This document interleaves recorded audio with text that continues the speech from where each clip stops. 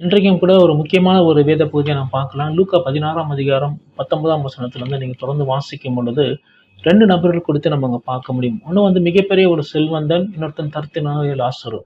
இந்த செல்வனுடைய வாழ்க்கையை பார்க்கும்போது, செல்வந்தனுக்கு எல்லாமே இந்த உலகத்துல கிடைச்சது. அவன் என்ன நினைக்கிறானோ, அது அப்படியே அவன் வாழ்க்கையில கிடைச்சது. ஆனா, இந்த தரித்திரா இருக்கிற அந்த லாசருடைய வாழ்க்கைய நீங்க பார்க்கும்போது, இந்த செல்வந்தன் சாப்பிட்டு போற மிச்ச உணவை சாப்பிட்டு என்ன பண்றான், தன்னுடைய வாழ்க்கைய நடத்திக் கொண்டிருக்கிறான். அதன் மூலம் தன்னுடைய வாழ்க்கையை என்ன நடத்திக் கொண்டே வந்திருக்கிறான். ஒரு நாள் வந்துச்சு 2 பேருமே மரிச்சு போறாங்க. மரித்த பின்பதாக அவனோட வாழ்க்கை தலைகீழா மாறினது. மரித்த பின்பு தரித்திரனா இருந்த உலகத்துல தரித்திரனா இருந்த லாசரு வந்து பரலோகத்துல ஆபிரகாம் மடியில உட்கார்றவனாய் காணப்பட்டான். இந்த செல்வ செழிப்பா இருந்த இந்த செல்வந்தன் மரித்த பின்பு நரகத்துக்கு போனவனா காணப்பட்டான். நரகத்துக்கு போகும்போது பார்த்தீங்கன்னா, அக்கினி ஜுவாலையில அவனுடைய உடம்பெல்லாம் எரியப்பட்டு இருக்கு. அப்ப அவனுக்கு ரொம்ப தண்ணி தாகம் எடுக்குது.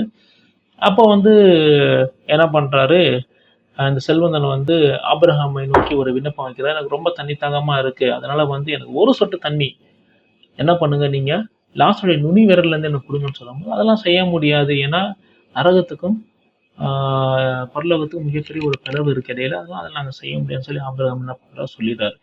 திரும்பவுமாக ஒரு விண்ணப்பத்த என்ன பண்றான், செல்வந்தன் வைக்கிறான். என்ன விண்ணப்பம்ன்னு சொன்னா, என் கூட ஒரு 5 சகோதரர்கள் பிறந்திருக்கிறாங்க. அவங்க இந்த பூமியில வாழ்ந்து கொண்டு இருக்கிறாங்க. நான் எப்படி நரகத்துக்கு வந்தேனோ, அதேபோல அவங்களும் நரகத்துக்கு வரக்கூடாது. அதனால நீங்க என்ன பண்ணுங்க, லாசருவை நீங்க அனுப்புங்கன்னு சொல்லும்போது, அதுக்கு ஆபிரகாம் சொல்றாரு, மோசேயைப் போல, தீர்க்கதரிசிகள் போல உம்முடைய 5 சகோதரர்கள் பூமியில வாழும்போது, அவர்களுக்கும் என்ன பண்றோம், ஊழியக்காரர்கள ஆண்டவர் வைத்திருக்கிறாரு. அந்த ஊழியக்காரர்களின் பேச்சை கேட்டு, உண்மையை கேட்டறிந்து அவர்கள் பரலோகத்துக்கு வந்தா, அவர் வரட்டும். அப்படி நான் வந்து திருப்பி மரித்த லாசருவை அனுப்புனாலும், அவங்க என்ன பண்ண மாட்டாங்க, நம்ப மாட்டாங்கன்னு சொல்லி என்ன பண்றாரு, ஆபிரகாம் சொல்லி முடிக்கிறார். அப்ப என்னன்னா, இந்த உலகத்துல நம்ம வாழும்பொழுது, நம்ம எதுக்கு நம்ம முக்கியத்துவம் குடுக்குறோம்? உலகத்துல நம்ம வாழ்ந்து கொண்டு இருக்கிறம்போது, நம்ம யாருக்கு நம்ம முக்கியத்துவம் குடுக்குறோம்னு தான் கருப்பொருள். இந்த பேசேஜ நீங்க பைபிள்ல வாசிக்கும்போது ரொம்ப தெளிவா நீங்க வாசிக்கணும். ஏன்னா, அ ஆண்டவர் சொல்றாரு, ஐஸ்வர்யவான் வந்து பரலோகத்து ராஜ்யத்துல உள்ள நுழையிறது எப்படின்னா, ஊசியின் நுனியில வந்து ஒட்டகம் வந்து உள்ள நுழையிற மாரி இருக்கு. அதாவது ஒரு ஊசி நுனியில வந்து நீங்க ஒட்டகத்த உள்ள நுழைய முடியாது. இல்ல? வேதாகமத்தை படிக்கிற ஒவ்வொரு கிறிஸ்தவனுக்கும் நல்லா தெரியும். மரித்த பின்பதாக நம்ம எங்க போக வேண்டும் என்று சொல்லி. நம்ம நரகத்துக்கு போறோமா? இல்ல பரலோகத்துக்கு போறோமா? அது எப்படி நம்ம தீர்மானிப்போம்ன்னு சொன்னா, இந்த உலகத்துல நம்ம எப்படி வாழ்றோம்? ஆண்டவருக்கு பிரியமா வாழ்றோமா? ஆண்டவருக்கு நம்ம முக்கியத்துவம் குடுத்து வாழ்றோமா? அவருடைய வசனத்தின்படி நம்ம நடக்கிறோமா? இல்ல வெறும் உலகப்பிரமாண காரியத்த குறித்தே நம்ம முக்கியத்துவம் குடுத்துட்டு இருக்கோமா? இல்ல? இந்த செல்வனோட வாழ்க்கைய பார்க்கும்போது, இந்த செல்வந்தனுக்கு எல்லாமே கிடைச்சது இந்த உலகத்துல. ஆனா, அவனுடைய ஆத்துமா எங்க போச்சு? நரகத்துக்கு போச்சு. தரித்திரா இருக்கிற அந்த லாசருக்கு வந்து இந்த உலகத்துல ஒருவேளை அவனுக்கு எதுவுமே கிடைக்காம கூட இருந்திருக்கலாம்.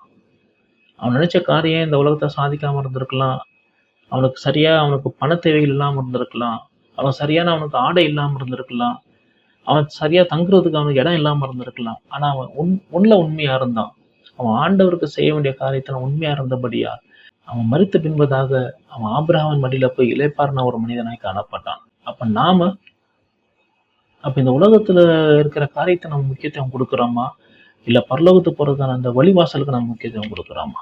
இந்த பேசேஜ் ரொம்ப முக்கியமான ஒரு பேசேஜ். நம்ம நெறைய பிரசங்கங்கள் நம்ம கேட்டிருப்போம். ஆனா நீங்க டீப்பா நீங்க இத யோசிச்சு பார்க்கும்போது, நம்ம வாழ்ந்து கொண்டிருக்கிற இந்த வாழ்க்கை, இந்த வாழ்க்கைய வந்து நம்ம பரலோகத்துக்கு கொண்டு போகுதா? நரகத்துக்கு கொண்டு போகுதான்னு சொல்லி, நம்மளே என்ன பண்ணிக்கலாம்? இங்க டிசைட் பண்ணிக்கலாம்.